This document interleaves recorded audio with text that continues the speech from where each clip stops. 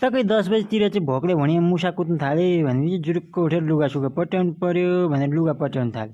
लुगा मिल्दैन, घरि फेरि यता मिल्दैन उता मिल्दैन हो। यो च्यादो ठ्याक्क ओछ्याएर दुईटा एउटै कमाल छ है पट्याउनु पर्ने चाहिँ। त्यही पनि कसो कसो गरेर पट्यायो अरे त्यहाँबाट यसो हेरेको उबाट हो लुगा त च्यादा ल्याएर यसो फेरि बुढीको र मेरो ड्युटीको लुगा चाहिँ अलिक बेसी हो क्या।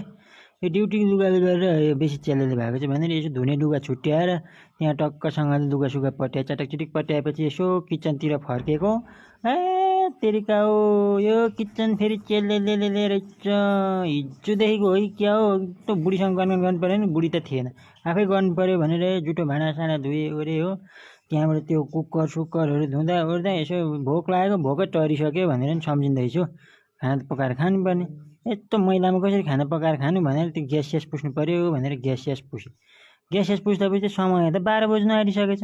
अहो नुहाउनु पनि पर्ने, फेरि के यस्तो बिजोकाइ लाग्यो भनेर हतार हतार हतार हतार गरेर ठक्कसँगले कराई बसाइहालेँ। कराई बसाएपछि ठ्याक्कसँगले जिरा हालेर जिरा राइस पो खानु पऱ्यो भनेर टक्कसँगले भात अलिकति भुटेँ।